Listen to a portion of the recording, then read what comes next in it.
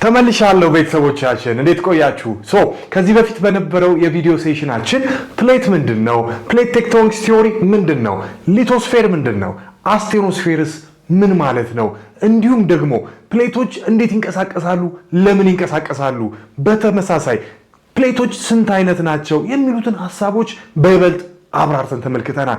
ዛሬ ደግሞ እንዴት የፕሌት ቴክቶኒክስ ወይም ፕሌቶች መንቀሳቀሳቸው ቦታቸውን መልቀቃቸው ምክንያቱ ምንም ይሁን ምን በእርግጥ በቀጣይ የምናየው ቢሆንም ፕሌቶች ቦታቸውን መልቀቃቸው ወይም ሙቭመንት መኖሩ ወይም ድሪፍት ማድረጋቸው እንዴት አድርገው የመሬትን ሰርፌስ ሼፕ ያደርጋሉ? ወይም ፕሌቶች ሲንቀሳቀሱ ተራራን ይፈጥራሉ ወይ? ስንት ሸለቆንስ ይፈጥራሉ ወይ? እሳተ ገሞራ መቼ ነው የሚፈጠረው? የመሬት መንቀጥቀጥስ? እነዚህ ነገሮች እንዴት መሬትን ሼፕ ያደርጓታል? እነዚህ ነገሮች ራሳቸው መፈጠራቸው ከፕሌት ቴክቶኒክስ ጋር እንደሚያገናኘው ልብ በማለት እንዴት ፕሌት ቴክቶኒክስ የመሬትን ከፍታ፣ ዝቅታ፣ ተራራ፣ ሸለቆ፣ አምባ፣ ምድር፣ ሜዳ እንዴት ሊሰሩ ይችላሉ? እንዴት ሼፕ ያደርጋሉ? በተመሳሳይ የፕሌት ቴክቶኒክስ ቲዮሪ የሰው ልጅ አኗኗር ወይም የሂውመን ላይፍ እንዴት አድርጎ ኢንፍሉዌንስ ያደርጋል የሚለውን በዛሬ የምንመለከት ይሆናል ማለት ነው። ቅድም እንዳልኳችሁ የፕሌት ቴክቶኒክስ ቲዮሪ it changes the earth's surface የመሬትን ከፍታ ዝቅታ ይሰራሉ። ፕሌቶች በምንም ይሁን ምን ምክንያት በሚንቀሳቀሱበት ጊዜ ወይም እነዛ 7 ሜጀር ፕሌቶችና ከ150 በላይ ናቸው ያልኳችሁ የማይክሮና ወይም ስሞል ፕሌቶች በሚንቀሳቀሱበት ጊዜ የሚፈጥሩት ተራራ አለ፣ የሚፈጥሩት ስንት ሸለቆ አለ፣ እሳተ ገሞራ እንዲፈጠር እንዲሁም የመሬት መንቀጥቀጥ እንዲፈጠር ምክንያት ይሆናል። ስለዚህ ፕሌት ቴክቶኒክስ ፕሮሰስ ሂደቱ የመሬትን ሰርፌስ ወይም ገጽታ ወይም ከፍታ፣ ዝቅታ ወይም መልክዓ ምድር ሼፕ ያደርጋል ማለት ነው በትክክል። ስለዚህ ለምሳሌ ተራራዎች እንዴት ይጨምራል? ለምሳሌ እንደምታውቁት ከሆነ የዓለማችን ትልቁ ተራራ የኤቨረስት ማውንቴን እንደሆነ እናውቃለን። በኔፓልና በቲቤት መካከል የሚገኘው 8850 ሜትር ከባህር ጠለል በላይ ርዝመት እንዳለው ልብ ማለት ያስፈልጋል። ይሄ የኤቨረስት ተራራ ግን ከጊዜ በኋላ ይሄ 8850 ሜትሩ ሊጨምር ይችላል ይባላል። ለምን? ምክንያቱም ከፕሌት ቴክቶኒክስ ጋር የተያዘ ነው። እንዴት? እሱን በቀጣይ ሴሽናችን የምናየው ይሆናል። ነገር ግን የተራራዎች አፈጣጠር፣ የተራራዎች ከፍታ መጨመር፣ ኦሽኖች ወይም ውቅያኖሶች መጠናቸው ሊጨምር ይችላል፣ ሊቀንስ ይችላል። ከምን ጋር ተያይዞ? ከፕሌት ቴክቶኒክስ ጋር። ሁለት እንደምታውቁት ኦሽን ወይም ውቅያኖስ ማለት በኮንቲነንቶች መካከል የሚገኝ ግዙፍ ዋተር ቦዲ ወይም የውሃ አካል እንደሆነ እናውቃለን። ለምሳሌ በአፍሪካና በላቲን አሜሪካ መካከል የሚገኘው የአትላንቲክ ውቅያኖስ ሁለቱ ወደ ተመሳሳይ አቅጣጫ ከመጡ ወይም ወደ ተለያየ አቅጣጫ ከሄዱ ወይ ኤክስፓንድ ያደርጋል ወይ ሽሪንክ ያደርጋል፣ ወይ መጠኑ ይጨምራል ወይ መጠኑ ይቀንሳል። ስለዚህ ይሄ ደግሞ የተፈጠረው በምክንያት ነው፣ በፕሌት ቴክቶኒክስ ምክንያት ነው ማለት ነው። ትክክል። ሌላኛው እሳተ ገሞራ እንዴት ኢራፕት ያደርጋል? ይህንንም ሼፕ ሊያደርግልን የሚችለው የፕሌት ቴክቶኒክስ ቲዮሪ ነው ማለት ነው። ስለዚህ ይሄ ፕሮሰስ የማን ፕሮሰስ? የፕሌት ቴክቶኒክ ፕሮሰስ it shapes the earth's feature, right? የመሬትን ከፍታ፣ ዝቅታ፣ የመሬትን መልክዓ ምድር ወይም ገጽታ ሼፕ ያደርጋል፣ ይፈጥራል ወይም ደግሞ ያፈርሳል። በተመሳሳይ ኢንቫይሮንመንቱንም ማለት ነው። ስለዚህ ለምሳሌ ቅድም እንዳልኳችሁ የት ነው ተራራን የምናገኘው? የት ነው ተራራን የምናገኘው? ለምንድን ነው እዛ ቦታስ የምናገኘው? ኦኬ። ስለዚህ ከፕሌት ቴክቶኒክስ ጋር ሊገናኝ ይችላል ማለት ነው። የተራራ አፈጣጠር ሂደት ወይም ያ ተራራ እዛ ጋር ሊፈጠር የቻለበት መንገድ ማለት ነው። በተመሳሳይ ኤርዝኩዌክ ለምንድን ነው ፓሲፊክ ውቅያኖስ ላይ አብዛኛው የመሬት መንቀጥቀጥ የሚፈጠረው? ለምንድን ነው? እንደምታውቁት አብዛኛው የዓለማችን which is about ከ80 እስከ 90% የሚሆነው የዓለማችን የመሬት መንቀጥቀጥ የሚፈጠረው ፓሲፊክ ውቅያኖስ ሲሆን ያ የፓሲፊክ ውቅያኖስ ደግሞ የእሳት ቀለበት ይባላል።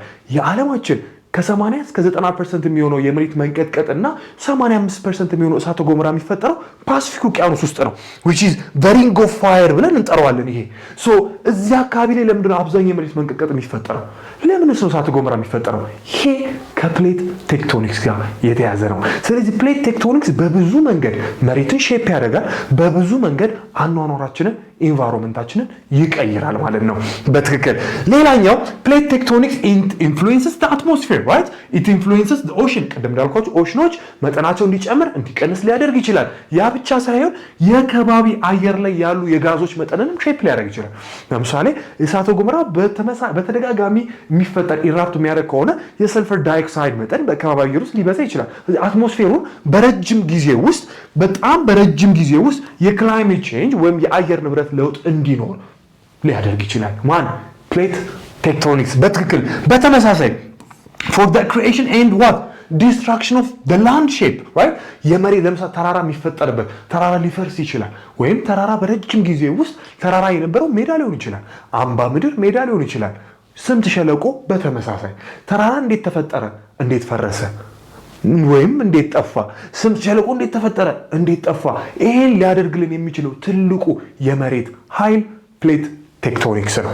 በትክክል ያ ብቻ ሳይሆን ሀቢታታችንን መኖሪያችንን ሪሶርስ መሬት ላይ የምናገኘው ሪሶርስ የድንጋይ ሊሆን ይችላል የአፈር ሊሆን ይችላል ወይም ሚነራሎች በጣም ዓለም ላይ የከበሩ ማዕድናትም ጭምር መገኛቸው ወይም አፈጣጠራቸው ከፕሌት ቴክቶኒክስ ጋር የተያዘ ነው። ስለዚህ ፕሌት ቴክቶኒክስ በብዙ መንገድ የዓለምን አኗኗር ኢንቫይሮንመንት ሃቢታት ሪሶርስ እንዲሁም ፊቸር ኦፍ ዘ ኤርዝ ሼፕ ያደርጋል ማለት ነው።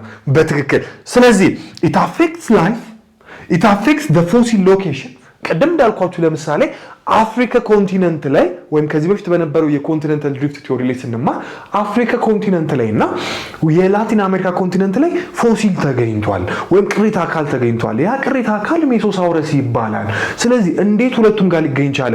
ምክንያቱም ሁለቱ አንድ ነበሩ። ስለዚህ በሚንቀሳቀሱበት ጊዜ ያ ፎሲል የተለያየ ቦታ ሊገኝ ችሏል። ሎኬሽኑን ቀይሯል ማለት ነው። ሎኬሽኑን የቀየረው በፕሌት ቴክቶኒክስ ቲዮሪ ኮንሰፕት ወይም ሐሳብ ወይም ፎርስ መሰረት ነው። በትክክል ስለዚህ የፎሲል ሎኬሽን ላይ ተጽዕኖ ያሳድራል። የድንጋዮች ኤጅ ላይ ሊሆን ይችላል። ለምሳሌ ድንጋዮች ያላቸው እድሜም ላይ ማተራ ያደርጋል ወይም ተጽዕኖ ያሳርፋል። በትክክል the other one is so የፕሌት ቴክቶኒክስን መረዳት ማወቅ ማንበብ ስለሱ መገንዘብ ስለማን ስለ ፕሌት ቴክቶኒክስ መገንዘብ ማወቅ መረዳት ያለንን የጂኦሎጂካል ኢቨንት የመረዳት አቅም ይጨምረዋል። ለምሳሌ እሳተ ገሞራ ለምን እዚህ ጋር ይፈጠራል? ኦኬ ስለዚህ በዚህ ዓመት ውስጥ እሳተ ገሞራ ሊፈጠር ይችላል። ነገ ይህ መሬት መንቀጥቀጥ ሊፈጠር ይችላል። በሚቀጥሉት 10 ዓመታት ውስጥ ይህ አካባቢ በእሳተ ገሞራ ሊመታ ይችላል። ለምን? ምክንያቱም ያለን የፕሌት ቴክቶኒክስ አንደርስታንዲንግ ስለጨመረ ማለት ነው። ይሄ ደግሞ የበለጠ ለሴፍቲ እና ለፕላኒንግ ይረዳናል። ምክንያቱም ሃዛርድ ዞኖችን እጅግ በጣም ለአደጋ የተጋለጡ ወይም ለተፈጥሯዊ አደጋ የተጋለጡ ቦታዎችን ቀድመን እንድንተነብይ ራሳችንን እንድንጠብቅ ማህበረሰባችንን አካባቢያችንን ያለንንም ሀብት መሰረተ ልማት እንድንጠብቅ ያስችለናል ማለት ነው። ስለዚህ ስለ ፕሌት ቴክቶኒክስ መማር ቀላል አይምሰላችሁ። የፕሌት ቴክቶኒክስ ሐሳብ እጅግ በጣም ጠቃሚ መሆኑን ልብ ማለት ያስፈልጋል። ስለዚህ ዛሬ ያየነው የፕሌት ቴክቶኒክስ ፕሮሰስ እንዴት የመሬትን ሼፕ ወይም የመሬትን ፊቸር ሼፕ እንደሚያደርግ እንዲሁም ደግሞ አኗኗራችን ላይ እንዴት ተጽዕኖ ሊያሳርፍ እንደሚችል ተመልክተናል። በቀጣይ አት ዘ ፕሌት ባውንደሪዎች ላይ ምን አይነት ሙቭመንት አለው ወይም ፕሌት ባውንደሪ ምንድነው? ፕሌት ሙቭመንትስ ምንድነው? ሙቭመንቱስ ስንት አይነት ፕሌት ባውንደሪን ይፈጥራል የሚሉትን የምናይ ይሆናል። በዚህ ንዑስ ርዕስ ውስጥ ስለ ፕሌት የበለጠ ተምረናል። ስለ ፕሌት ቴክቶኒክስ አብራርተን ተመልክተናል። በቀጣይ በሌላ ቪዲዮ እስከመመጣ ሃቭ ናይስ ታይም